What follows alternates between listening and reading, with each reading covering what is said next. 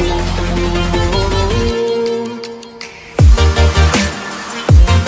Guys, आज हम आप लोगों को यूनिट ऑफ टाइम्स के बारे में बता रहे हैं कि यूनिट टाइम्स के कौन कौन सी समय की कौन कौन सी इकाइयाँ होती हैं, इसके बारे में हम आपको अभी बता रहे हैं। इसमें देखिए 1 मिनट बराबर जैसे 60 सेकंड दिया हुआ है, बराबर 60 सेकंड। फिर दूसरी तरफ है आपका 1 घंटा बराबर 60 मिनट, 1 घंटा बराबर 60 मिनट।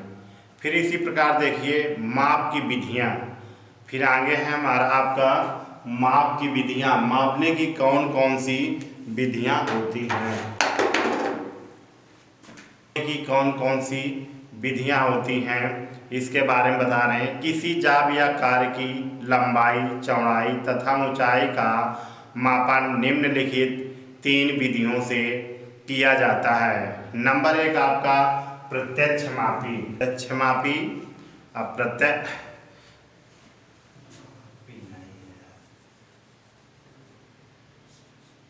मापन,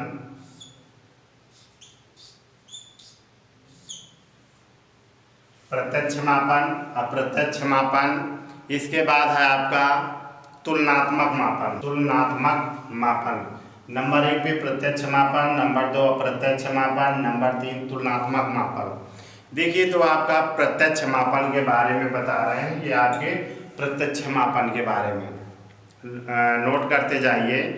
इस विधि से किसी जाप या कार्य को माप सीधे steel rule, vernier calipers, vernier height gauge, depth gauge तथा माइक्रोमीटर से ली जाती है, इसलिए इसे प्रत्यक्ष मापन विधि कहते हैं। जिस टूल्स के द्वारा माप लेते हैं वो प्रत्यक्ष माप बता देता है, उसे प्रत्यक्ष मापी टूल्स कहते हैं। प्रत्यक्ष मापी टूल्स में आपके आते हैं steel rule, vernier calipers, vernier height gauge, depth gauge और माइक्रोमीटर, ये आपके प्रत्यक्ष मापी टूल्स हैं।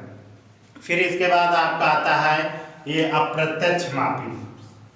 जो टूल्स अपनी स्वतः पूर्णतः अपनी नाप नहीं बता पाते हैं उन्हें अप्रत्यक्ष मापी टूल्स कहते हैं। नंबर 1 अप्रत्यक्ष मापी में आता है आपका, इस विधि में किसी जाप या कार्यखंड के माप पहले कैलिपर्स के बाहरी भीतरी की सहायता से ले ली जाती है। जो हमारा कैलिपर्स होता है उससे नाप बाहरी व भीतरी ले ली जाती है। फिर इस माप को स्टील रूल की सहायता से ज्ञात कर लिया जाता है, इसलिए इसे अप्रत्यक्ष मापन विधि कहते हैं। बाहरी व भीतरी माप ले लेते हैं, फिर इसके बाद स्टील रूल से उसकी नाप ले लेते हैं, तो इससे हमें प्रत्यक्ष माप का पता चल जाता है। जो टूल्स अपनी स्वतः माप नहीं बताते उन्हें अप्रत्यक्ष मापी कहते हैं।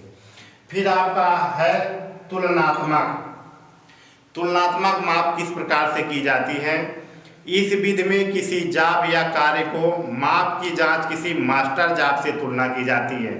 जब हम कोई एक नाप के कई पार्ट बनाने होते हैं, उसके लिए हम उसका फ्रेम बना लेते हैं। बनाने के बाद एक जैसे बार बार नापने में थोड़ा बहुत इधर उधर हो जाता है।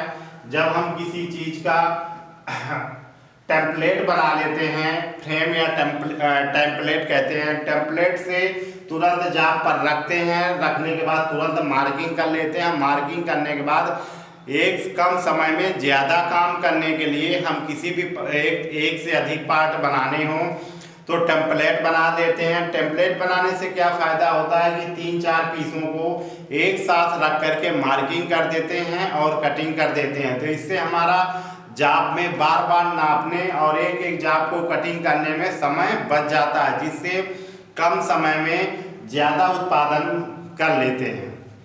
तो यही आपका तुलनात्मक हुआ, एक दूसरे किसी मास्टर जाप से दूसरे जाप को बनाने के लिए।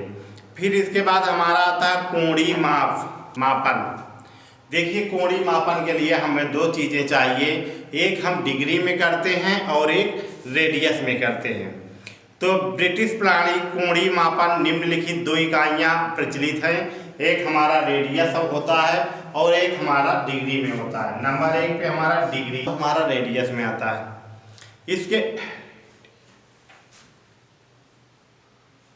इसके लिए देखिए बता रहे हैं डिग्री में कैसे करते हैं और रेडियन में कैसे करते हैं। तो इसके लिए डिग्री में सबसे पहले बता रहा हूँ, ये जो हमारा डिग्री है, डिग्री में माप लेने के लिए किसी वृत्त को 360 बराबर भागों में, ये हमारा वृत्त है, वृत्त को 360 बराबर भागों में बांटने के लिए प्रत्येक भाग का मान 1 डिग्री मान लिया जाता है। जो हमारा इसको ये जो खंड करेंगे, ये इस तरीके से जो खंड करेंगे उसको 1 डिग्री मान लेते हैं। इसी तरह से वृत्त को 4 बराबर भागों में विभाजित किया जाए तो प्रत्येक भाग का 90 डिग्री का होगा। इस प्रकार प्राप्त चौथे भाग को समकोण कहते हैं। यदि प्रत्येक डिग्री को 60 बराबर भागों में बांटा जाए तो प्रत्येक भाग 1 मिनट के बराबर होगा। फिर यदि प्रत्येक मिनट को 60 बराबर भागों में बांटा जाए तो प्रत्येक भाग 1 सेकंड के बराबर हो जाएगा। तो इसके लिए देखिए फिर हमारा आता है रेडियन, ये इसके बाद ये रेडियन वाला आएगा। इसके लिए देखिए क्या करते हैं, रेडियन वो कोण होता है जो किसी वृत्त के केंद्र पर त्रिज्या के बराबर लंबाई के चाप से बनता है। जो हमारा कि कोई त्रिज्या दी होगी, ये त्रिज्या दी है, ये इतना चाप ले लेते हैं, चाप लेने के बाद जो ऐसे करके घुमाते हैं वो हमारा रेडियन में बनता है। फिर इसके बाद आता है ताप मापन का मापन। अगला हमारा है ताप मापन। देखिए तापमान का मापन, तापमान को मापने का टूल्स, ताप मापन, इसके बारे में बता रहे हैं। ताप मापन में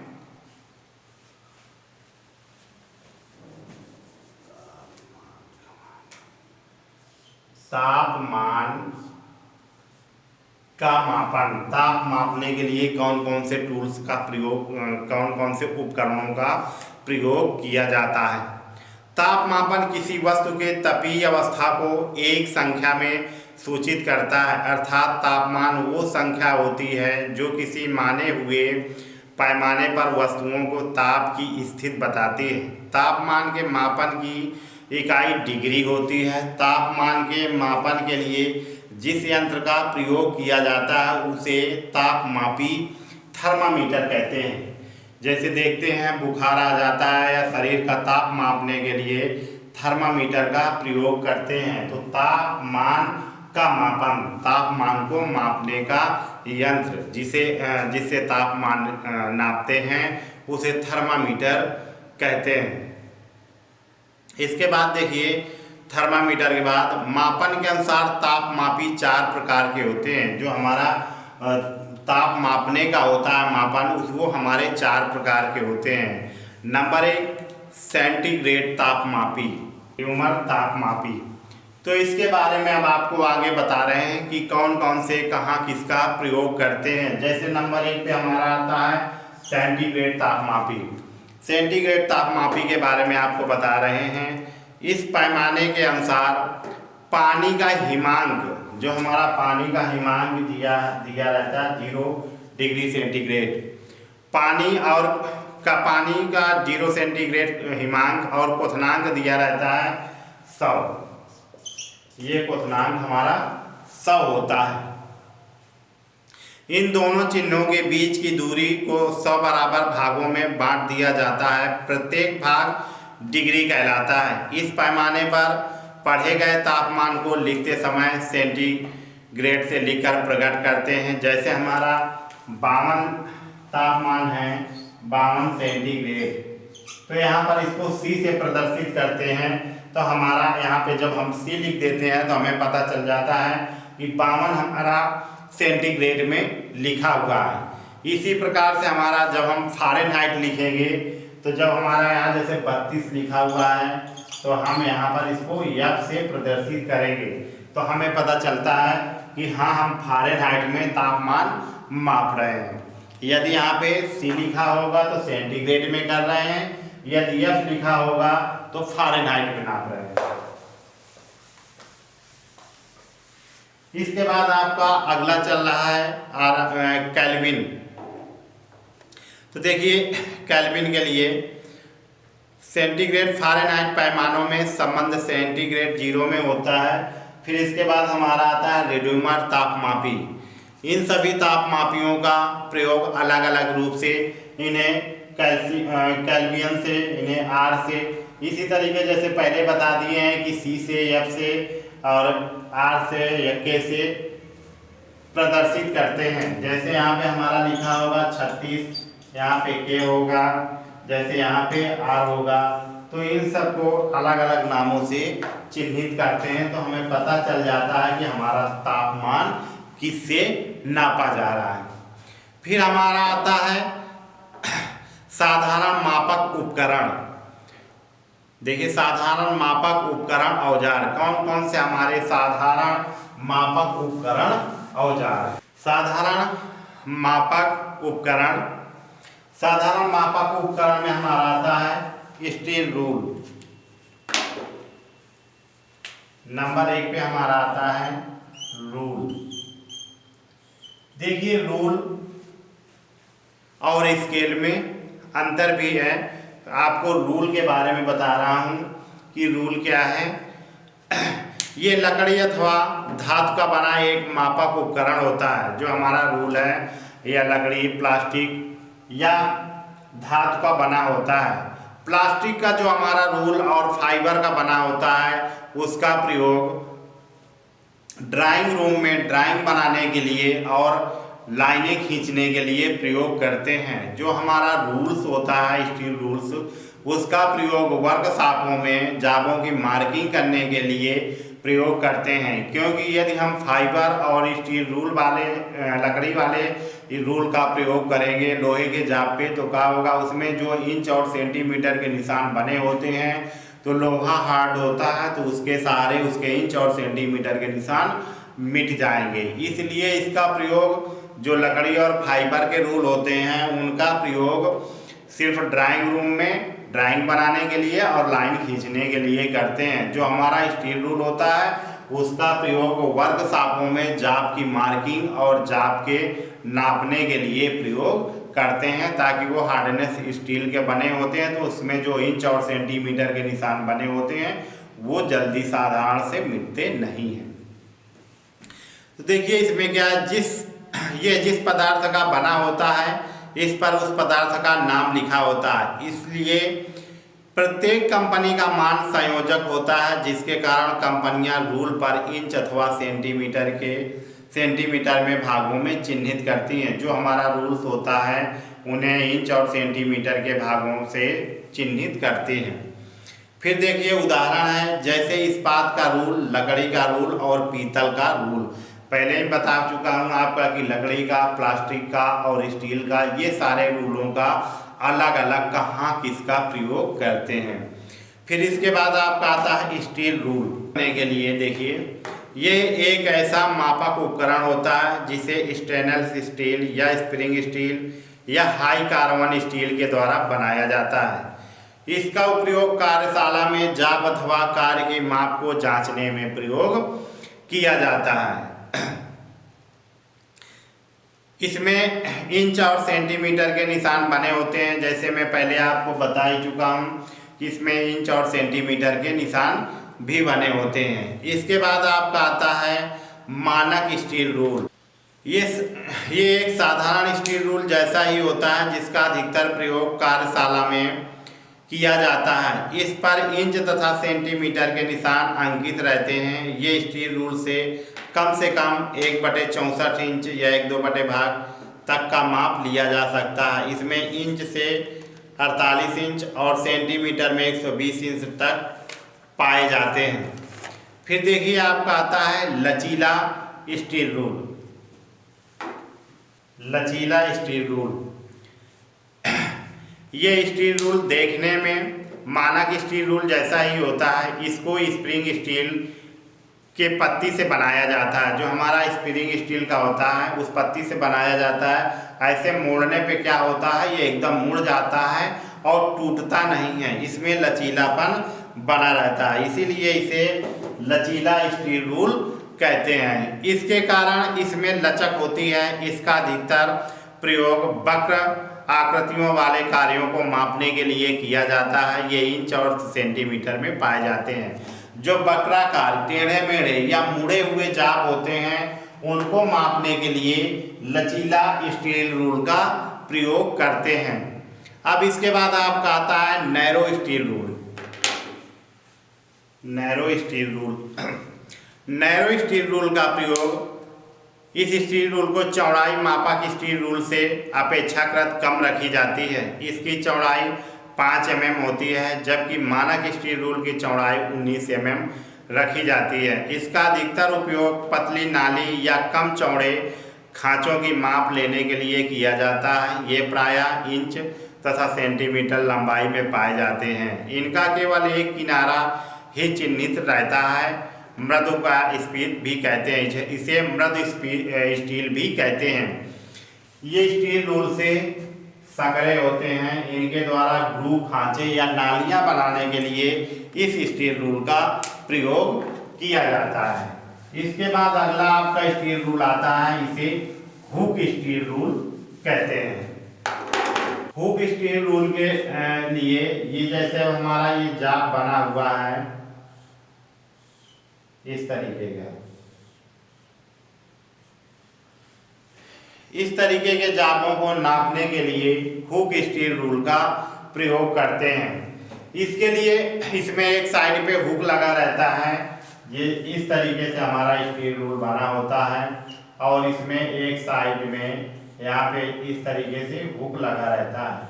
हुक वाले स्टील रूल का प्रयोग ग्रू या खांचे या नालियां नापने के लिए, या हमारा कोई पाइप ऐसे खोखला होता है तो उसके अंदर जैसे हम स्टील रूल डालते हैं तो सही से नाप नहीं हो पाता, तो हम बाहर स्टील, ये जैसे अब कैप है, कैप में यहाँ पे हुक फंसा देंगे और इसका नाप ले लेंगे। तो इनको नापने के लिए उसमें हुक लगा होता है, हुक को फंसा देते हैं और सही से नाप ले लेते हैं।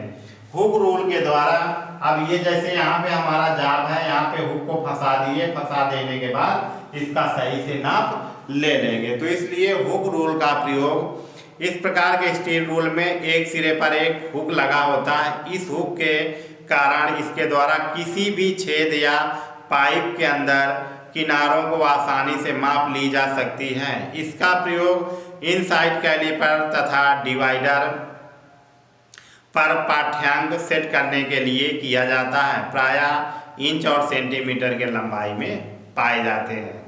इसलिए हुक रूल का प्रयोग ग्रू या खांचे या ऐसे जापों को पाइप या खोखले बेलनों को नापने के लिए प्रयोग किया जाता है। फिर इसके बाद हमारा आता है की सीट रूल। यह एंगल आयरन से बना हुआ रूल होता है। ये दो रूलों को 90 अंश के कोण पर जोड़कर बनाया जाता है।